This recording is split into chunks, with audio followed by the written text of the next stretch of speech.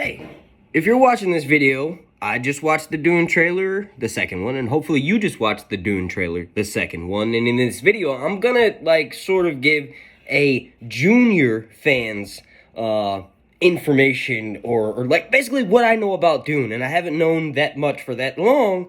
So in this video, I'm gonna kind of explain what I think is happening in the second trailer. Now, I have made a few, I think maybe 3 or 4 Dune videos before last year. So if you want to watch those, I'll try to link them down below in the description. But if I forget to, just go to YouTube, type in Sir Hunts, and then put Dune after it. I did a few of those videos. I think I did a pretty decent bang-up job of explaining sort of the history of the universe of Dune. But jumping right into things, before we do that, please slap a like on this video. The like goal is going to be 420. But the trailer starts off with Zendaya, or her character in this Dune universe known as Chani. And she's basically explaining, my fucking planet is beautiful at sunset.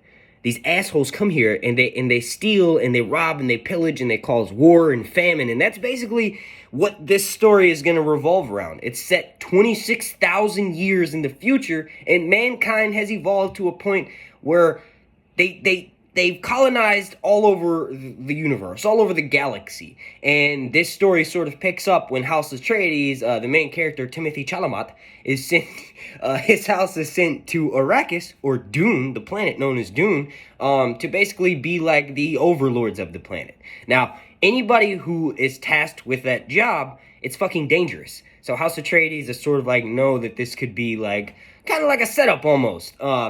But basically, anyone who controls the planet Dune, controls Arrakis, controls the flow of spice, which is basically a drug known as melange that increases your mental awareness, along with many other things like space travel.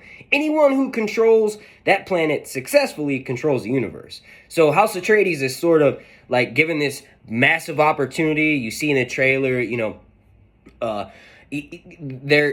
they talk about, Paul's father talks about how it's a massive undertaking, and the emperor told us to do this, so they're going to do it, knowing good and well that it could be very dangerous.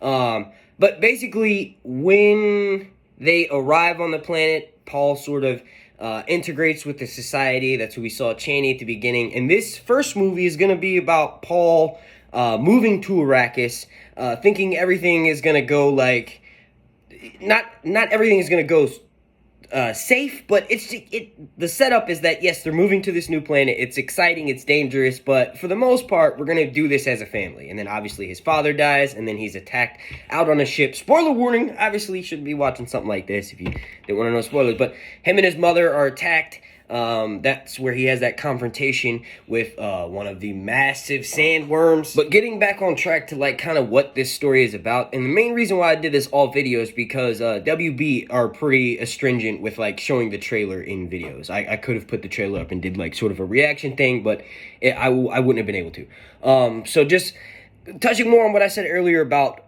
this being 26,000 years in the future. So basically, at some point during Dune's timeline, there's this massive war where humanity is nearly wiped out. So from that point forward, they decide, we're going to use technology, but not in a way where it could be harmful. So they wipe out certain types of technology. So most of the sci-fi type elements that we see in this Dune movie are sort of low tech, but also mentally high tech. It's fucking hard to explain. But this movie, in this second trailer rather, looks like it does a really good job of setting up for someone who's either never seen Dune, never read Dune, or is a massive book fan, because there's several scenes that I see in the trailer just from having listened to the audiobook that I'm super excited to see, adapted on screen in modern day times.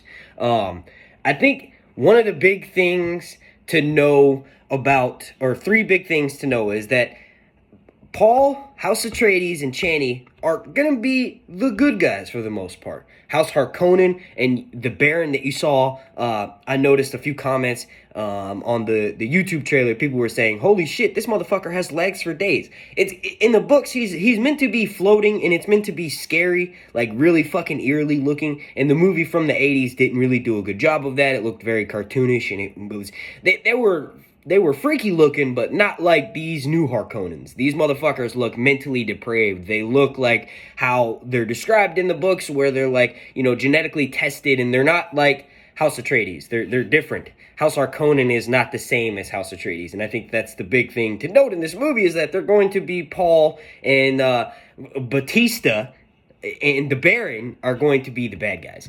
I think obviously we all saw Jason Momoa in the trailer. He's playing a fucking badass warrior, Duncan Idaho, who, spoiler alert, he gets killed and then is brought back and sort of like, he's a mole, he's a plant from the other side, but he's sent into House Atreides to sort of like, when we get to that, we'll get to that in the movie. I kind of felt like I already spoiled the shit about that. Looking over my notes here, all right, and I think I guess we could talk a little bit about Paul and the Reverend Mother.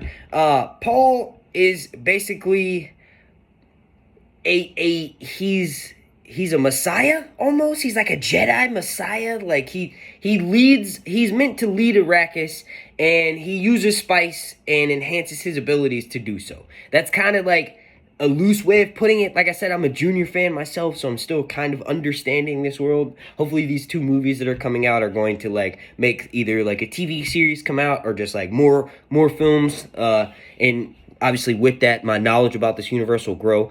But Paul is basically this Messiah, Jon Snow type of character. When he gets to Arrakis, his destiny is fully realized, and he sort of embraces with Chani and realizes that the destiny that his parents and House Atreides are telling him that he's supposed to do is not exactly correct. He starts getting these visions. The Reverend Mother in their society, they're basically like space witches who do massive amounts of spice, and they can predict the future, and they've sort of manipulated the inner workings of like the main story and where it takes place now. They're the space witches or the space Jesuits. They're responsible for like behind the scenes type of shit. I'm gonna get the fuck out of here. If you like this video, please slap a like on it. Leave me a comment down below and let me know what you're most excited about seeing in this new Dune movie. My name's Mark, and this has been Sir Hunt's Reviews.